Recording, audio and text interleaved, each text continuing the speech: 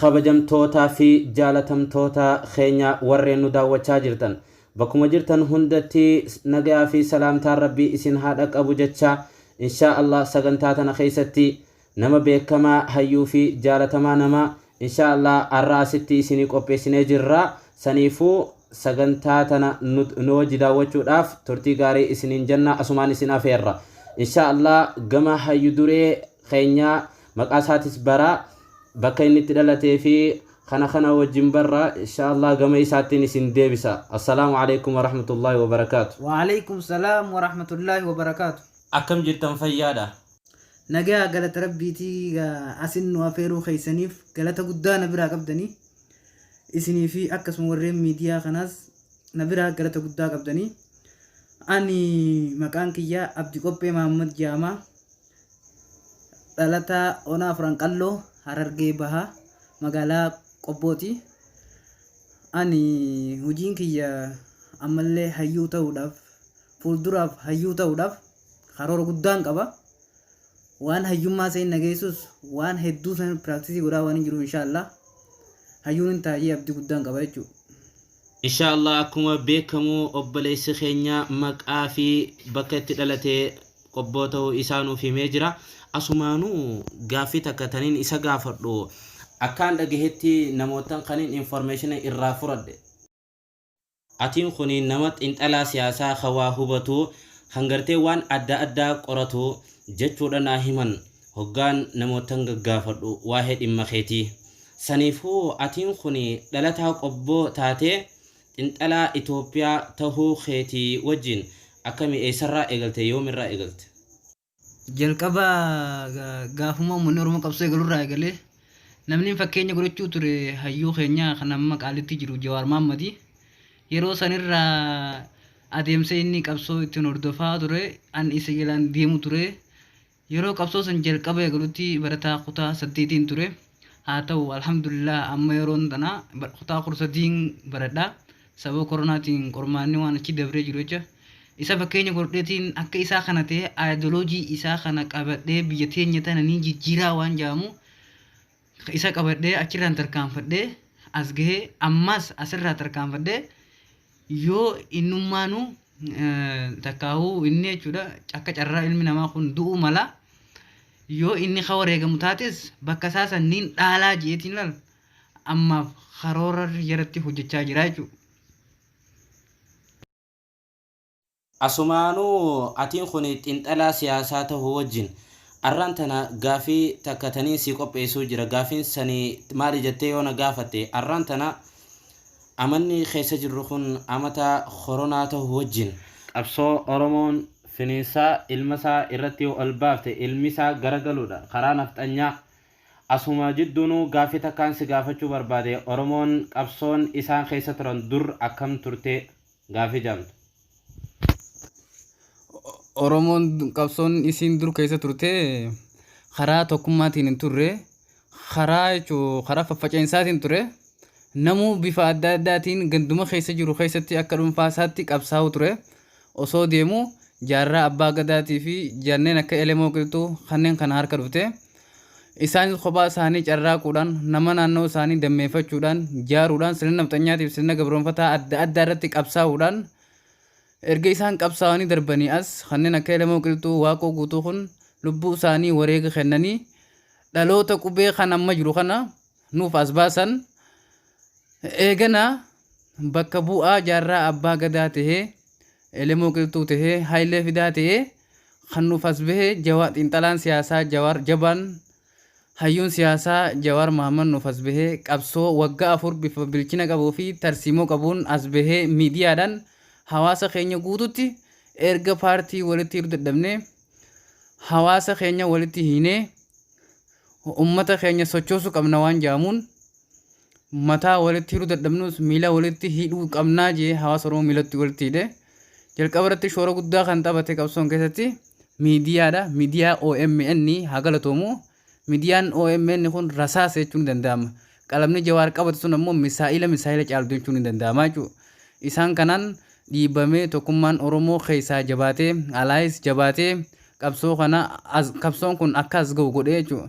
yeruma kanaa'u jechuudha dhiibbaan paartii ture jira. Paartiin wal qoqqooduun dantaa dhuunfaatiif jedhanii istii hanga ammaatti wanni kun adeemaa jiru waan akkasiiti jechuudha. Silaa sabni keenya wal qabatee kanaa miti gama fuulduraattis addunyaallee akka caaluu danda'u waan kan nu agarsiisu jechuudha waan ammaa dura dabra kun. Gaafii biraa taniin si gaafachuu barbaade qabsoon Oromoo ammaan tana isin keessa jirtu maal akka taate mee tanaas asumaan nuuf ibsi. Oromoon amma lakkoofsa jabduu keessa jirti. Rakkoon takkaffaa lakkoo keessoo isaanii jirtu jechuudha. Inni lammaffaan rakkoo diinaa fi isa jidduu jirtu. Waa lamaa jira. Qaamni tokko biyya keessa taa'ee Oromoo bakka lamatti adda baasuudhaaf akka ajaa'ibaatti kan adda baasuu irratti hojjechaa jirutu jira. Inni lammaffaan immoo diinni dantaa hojii isaatiif Oromoodhaaf fayyadamuudhaaf irratti hojjechaa jiru. Inni lammaffaan immoo paartii biyya bulchaa jiru biltiqinnaa kan jedhamu. Inni kun dhiibbaa akkam godhu jira dantaa dhuunfaa isaatiif qaama silaa Oromoo firan taane Oromoo irra dhiibbaa godhaa ture, miidhaa ture, harma muraa fi calii calanqoo kamaa qaama hojjetee wajjin fira tahee uummata Oromoo fira godhatee diina uummanni silaa uummanni Oromoo diina jihee firraachi baay'isan ittiin dha'uudhaaf adeemsa itti yaalaa jiru jira. Qaamni san qaama akka TPLF kana dhahee gaafa cabse yoo haa qoffisu yoo taate as garagalee nyaata Oromoodha nyaataa jechuudha. Amma akka jaanitti isaan qabsoo nama qeerroon godhaa jirtu kun fira TPLFitu ergatee maallaqa itti kennii jechaa jiran. Kun qabsoo Oromoo xurii dibanii qeerroo ija jaamsanii hawaasa burjaajeessuudha jechuudha. Hawaasa burjaajeessanii akka hawaasni isaan jala deebi'ee wayyaan irra qabsaa'u sirna nafxanyaa keessa nyaatu jiru kana dhiisee jechuudha. Kun guutumaan guutuutu fudhatamaas hin qabu. Wanni beeku qabdu Oromoon wayyaanis ta'e nafxanyaan diina uummata Oromooti. Akkuma caaluun jetti warri TPLFitis warra gumaati. Jarri kaanis jarri nafxanyaa nurra gabroonfachaa turan ilaan gaammaa yaalaa jiran. Isaan lachuu diina keenya akka ta'e jarri kun lamaan hubachuu qabanii jechuudha. Isaaniif hin dhaamu barbaadaa jechuudha akka diina ta'an.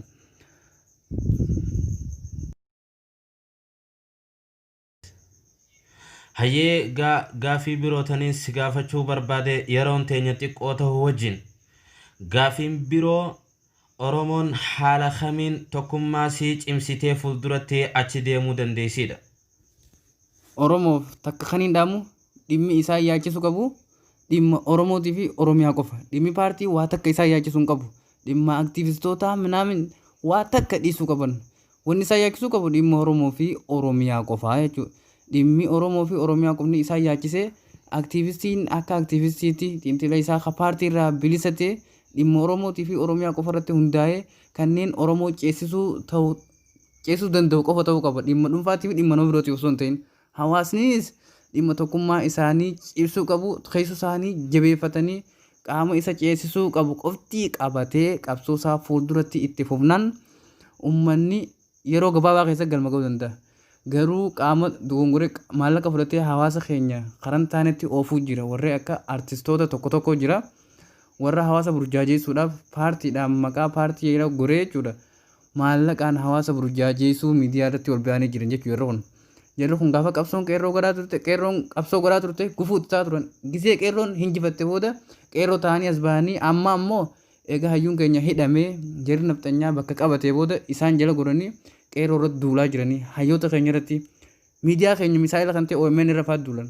Jarreen akkanaa kunis hatattamaan dhaabbachuu qaban jechuudha. Waan takka waan lama kan hin dubbachuu barbaadu jira. Qabsoo Oromootti wanni gufuu ta'uu jiru waa lama. Qabsoo qeerroon keessaa godhaa jirtu kun yeroo qaamni mootummaa karaa wayyaanee achi qabaa jirutti aktiivistoonni ala jiru.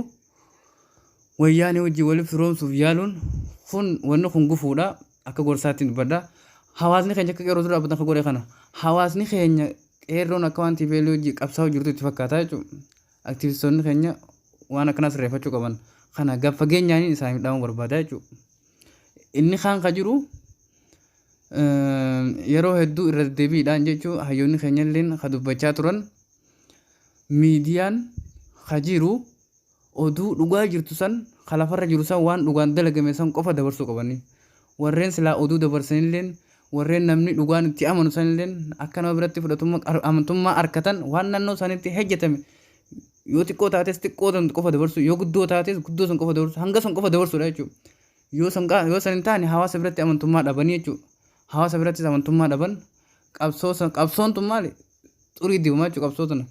Qabsoo tana gosa maali gufuu itti heddummaata jechuudha. Sababa saniin hudduu duba deebi'uu danda'a. Yeroo ammaa kana cabnaan Oromoon waggaa 150 miti waggaa 50 waan kaa'uunatti hin fakkaanne. Waan akkanaa kana sirreeffannaan fuuldurri keenyaas ifaadha. Hayyoonni keenyaas hidhaabuun ifaa jechuudha. Egaan kabajamtootaa fi jaalatamtoota keenya hayyu duree obbo Abdii Qophee dhalataa qobboo kan tahe inshaallah asumaan qophii teenya goolabna. Dhaamsa yoo qabaate gama isaattiin isin dabarsa. Warri miidiyaa dirree global miidiyaadha hedduu galatoomaadha. Warri miidiyaa kana cinaa dhaabbatan like, share, comment gochuudhaan akkasumas saayibootan keessan share godhaati. Uummanni Oromoo kan biyya alaatii fi biyya alaa jirtan kan beekumsa qabdanii fi wallaalaanis kan artistiidhaatis kan barataadha. Qotee bulaalleen yoo dandeessan share, like, subscribe godhuudhaan chaanaalii kana akka guddiftanii booda miidiyaa guddaa akka addunyaatti dorgomaa ta'u akka nuuf gootan kan akka OMN san akka nuuf gootan ta'uu mala. Kanaaf jabaadhaa lama al lama kan isin jennaa.